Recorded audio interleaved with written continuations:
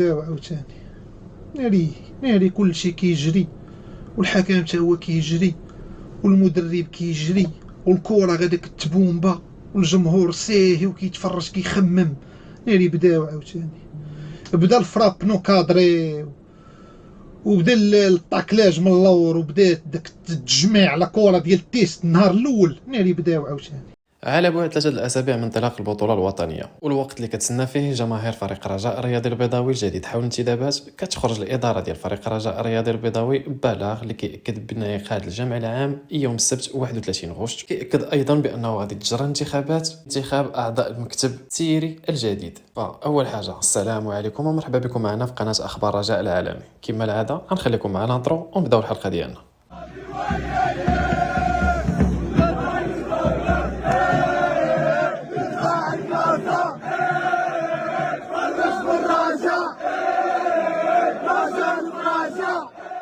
اول خبر معنا في الحلقه ديال اليوم، وكيف ما شفتوا في البدايه ديال الحلقه، وهو خبر انعقاد الجمع العام ديال فريق الرجاء الرياضي البيضاوي يوم السبت 31 غشت. هذا الجمع العام اللي غادي تكون فيه المصادقه على التقرير الادبي والمالي، غادي يشهد ايضا انتخاب اعضاء جدد ديال المكتب المسير، وغادي يشهد ايضا انتخاب رئيس جديد لفريق الرجاء الرياضي البيضاوي. فمن بعد توقيف ديال سي محمد بودريقه في الديار الالمانيه الشهر الماضي، تكلف مباشره السيد عادل هلا برئاسه الفريق بصفه مؤقته. من بعد صياغه هذا البلاغ، خرجت اخبار كتقول بان جميع اعضاء المكتب المسير اللي كتسير فريق الرجاء الرياضي البيضاوي حاليا غادي تقدم استقالتها يوم قبل انعقاد الجمع العام، اي يوم الجمعه 30 غشت. ونفس الاخبار كتاكد بان الرئيس المؤقت الحالي السيد عادل هلا كيوجد لائحه جديده باش يترأس فريق الرجاء الرياضي البيضاوي وبصفه رسميه. صراحه هنايا وكرأي شخصي، انا ضد الترشح ديال السيد عادل هلا المنصب ديال رئيس فريق الرجاء الرياضي البيضاوي، حقاش ساهله من مور التوقيف ديال بودريقه لحد الان مازال ما قدر يدير حتى شي حاجه. فريق الرجاء الرياضي البيضاوي ما قدر يجيب حتى انتدابات وازنه.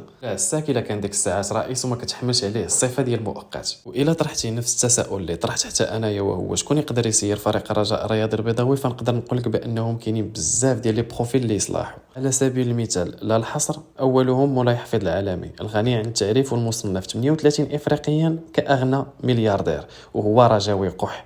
الثاني نقدر نقول لك صلاح الدين مزوار اللي كان وزير سابق وهو غني عن التعريف ايضا. والشخص الثالث هو منخرط بالنادي، والجماهير كلها كتعرفوا بالحب ديالو الفريق الرجاء الرياضي البيضاوي، وهو سي محمد البلغيتي. والصراحه الله يدير شي تاويل ديال الخير في الباقي الايام. ثاني خبر اللي معنا في الحلقه ديال اليوم وهو كيخص الاسطوره الرجاويه سفيان الرحيمي. فمن بعد التألق الكبير ديال هذا اللاعب لا في الالعاب الاولمبيه لا في البطوله الاماراتيه وايضا في دوري ابطال اسيا، ففريق العين الاماراتي توصل اليوم بعرض رسمي من طرف باريس سان جيرمان كيطلب فيه ود اللاعب سفيان الرحيمي، صفقه اللي كتبلغ القيمه ديالها 8 مليون الاورو. وهناك ايضا اخبار كتقول بان فريق الاهلي السعودي وفريق الاتحاد السعودي داخلين على الخط في الصفقه وما باغينش يخسروها بزوج، خصوصا بان اللاعب قدم مستويات كبيره في دوري ابطال اسيا، وجوج الفرق غادي تكون بحاجه كبيره لهذا اللاعب خاصه السنه القادمه.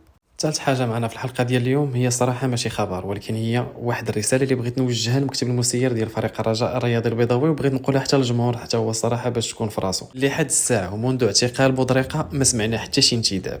وقبل ما يتعتقل بودريقه كنا كنهضروا على المنع وكيفاش غادي نهزوا المنع وكيفاش غادي نحيدوا الليتيج، ما عاودناش سمعنا عاوتاني حتى شي حاجه على هذا الشيء. التواصل ديال هذا المكتب المديري الصراحه صفر، ولكن ما غاديش يهمنا التواصل اكثر، اللي غادي يهمنا المستوى الحقيقي ديال الفرقه ديالنا. ومازالين حنايا غادي نبقاو نهضروا على الانتدابات وعلى رفع المنع. وباش ما نساوش خصوصا ان فريق الرجاء الرياضي البيضاوي هذا العام كانت عنده مداخيل، فمن غير اخر مدخول باش تبعت الحقوق ديال النقل التلفازي ديال المباراه الوديه اللي جمعت الرجاء والعين لابو ظبي سبور، فكان البيع ديال موهوب، البيع ديال مقدم، البيع ديال بطائق الاشتراك، غير الجروبات بوحدهم 600 مليون من غير الاخرين، مداخيل ديال رجا شوب، مداخيل منحه الفوز بكاس العرش والبطوله، منحه مشاركه موهوب في الالعاب الاولمبيه، منحه المستشهرين، غير 1 اكس بات واقيلا شي مليار، قيمه الشرط الجزائي ديال المدرب زين باور، والقيمه ديال الشرط الجزائي ديال المدرب المساعد والطاقم اللي معاه، منحه النقل التلفازي، لي بريم ديال لي سبونسور اللي عطاونا حقاش خدينا الدوبلي، وعاد زيد على هذا الشيء كامل المبلغ المهم اللي جددوا به المنخرطين انخراط هذه واحد جوج ديال الاسابيع. فالصراحه ملي كنشوفوا هاد الفلوس هذه كامله دخلات ولحد الساعه ما كنشوفوا حتى شي انتداب كيحمر الوجه، وخصوصا بان العام الجاي غادي نلعبوا على العصبه وعندنا البطوله وكاس العرش، فالصراحه هذا المكتب المديري هذا خاصو يفيق معنا، وحتى الرئيس اللي غادي يجي وغادي تولى المنصب في 31 غشت حتى هو خاصو يفيق معنا. فإلا بقيتي معايا حتى لهنايا من الحلقه غادي نقول لك شكرا بزاف. الا عجبتك الحلقه ما تنساش تخلي معك شي جيم، الا ما كنتيش ابوني لاشين تابونا معك لاشين، ومن هنايا حتى الحلقه الجايه غادي نقول لكم تهلاو.